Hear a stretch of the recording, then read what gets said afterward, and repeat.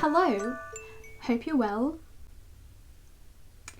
Today I want to talk about the skincare advice that I would have given to my younger self. I've had acne for about 10 years now, and there's definitely a lot of mistakes I've made over that time. I have extremely sensitive skin, very acne prone skin. Over the past 10 years I have accumulated a lot of valuable information. Some of these things might seem really basic, but I'm on the cusp of millennial and Gen Z, so skincare advice videos weren't really around on YouTube when I was 13, 14, 15, or maybe they were, but I just didn't know about them. So there were a lot of things that just a disclaimer, I'm not a medical practitioner, but I am a medical researcher. That's why I have a female reproductive system on my wall, because I study fertility. So although these tips are anecdotal based on my own experience, they are also evidence-based and supported by science. I hope you can gain something from these tips. Maybe you already know all of these things, in which case you can just sit here and laugh at my past decisions, or maybe you can pick up a few things that you didn't think about previously or didn't know. Okay, so advice to my past self. I'm gonna start off really basic. Moisturize your skin. For the love of God. I recall very specifically having a conversation with a friend when I was 18 years old. I'm 23 now. And she asked me what moisturizer I use. And I said, I don't use moisturizer because my skin produces so many oils, I don't need to moisturize. Because I have very oily skin, my teenage self thought I didn't need to moisturize. Obviously we know we do need to moisturize. Oily skin without moisturizer will only get more oily. So in general, I think it's common knowledge now that we should moisturize our skin no matter what skin type we have. I'm just going to move on from this because I feel like we shouldn't even need to talk about it. If you want to know more, look up someone else's video after this one. Okay, so now that we've established that you need to moisturize, I want to talk about moisturizing specifically in the context of applying topical acne products.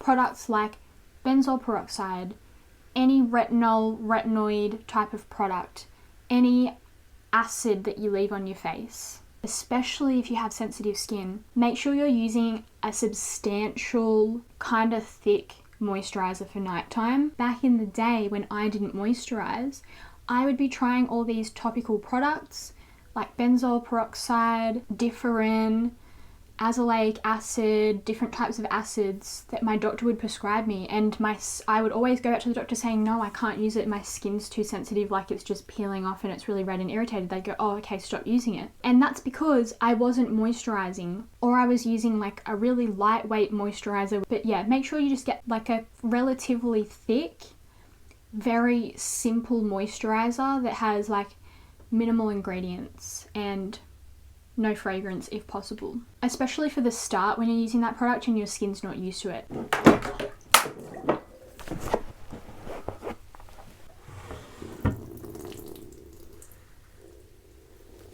That's really good. Next piece of advice I would give to my younger self is to not take oral antibiotics. Based on what I've seen from the other forums, the acne forums I'm in, talking to other people who have acne, almost everyone says if they could go back, they wouldn't have taken them. It's really a band-aid solution. You're going to be taking these antibiotics to kill the bad bacteria on your face, right? For a certain period of time. What happens when you stop? That bacteria is likely to come back. The general consensus that I seem to see is that they're not worth it. I was on oral antibiotics for maybe 12 months and it really helped my skin until the bacteria on my skin became resistant to the antibiotics. How that works is if you're taking a low dose of an antibiotic for a long time, you are killing off the weaker bacteria that are prone genetically to that antibiotic. However, the stronger bacteria are now being concentrated because the weaker ones are being killed and the stronger ones replicate.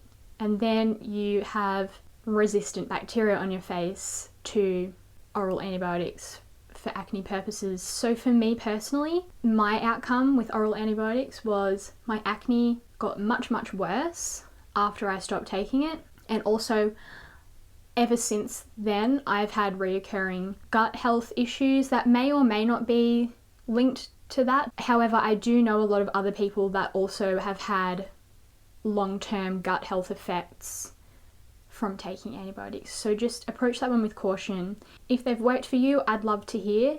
If they haven't worked for you, I'd also love to hear. Next, this is basic. You gotta wear sunscreen every day. You've probably all heard it. You probably know that you should wear it every day, but like really, you really actually need to wear it every day. Especially if you're using any type of active products, active ingredients in your skincare that sensitizes your skin to UV, which is all of them. If you are doing anything for your skin, skincare wise, and then you're not putting sunscreen on in the day, you're wasting your money on products. You need to wear sunscreen. Hey, it's Alex in the voice notes. Just wanted to add something in here. So as a teenager, I really wasn't keen on sunscreen because of the greasiness and the texture and how it sits under your makeup. And I know a lot of people feel the same way today. But let me tell you something. It's 2020 and there are so many great lightweight sunscreens and you really have no excuse to not wear sunscreen. So just do some research to find one that suits you. Thank you, that's all. The next tip I would give to my younger self, and this applies mainly to my 17, 18, 19-year-old self, is to try and stop wearing long wear foundation all day, every day. I firstly want to say, I understand the level of insecurity where you cannot leave the house without having a full face of makeup on. I know it, I was there, I did it. So if that's what you need to get through your day, I'm not going to stop you. Just consider swapping out your long wear foundation to a mineral based foundation. The mineral formulas allow your skin to breathe a lot more and are much better for your skin than long wear Revlon Color Stay, for example. That's what I used to use. Yeah, those long wear foundations, if you're really struggling with your acne, they are not helping. They 100% block your pores. There's no questions. Okay, my fifth tip, I really wish I could tell my younger self this, is seriously, no one else cares that you've got acne except for you. I made a whole video on acne confidence, so check that out if you like. But really, I know in terms of high school, it's hard because, there's social hierarchy and things like that, so that can be difficult. But generally speaking, in the world, no one cares that you have pimples on your face. Think about how much you think about yourself and your insecurities. Everyone else is doing the same. No one's giving you that time of day in their head. They're thinking about themselves and what they have to do. They're not thinking about the acne on your face. Once you can acknowledge that, I am directly talking to my younger self right now. Once you acknowledge that no one cares about your face, it is then easier to start changing your little behaviors and habits. Tip number 6. There are a lot of products on the market for acne-prone skin or breakouts or teenage skin, etc. They tend to all be quite harsh in their ingredients. Okay, what I'm saying here is just any brand normally has an acne range.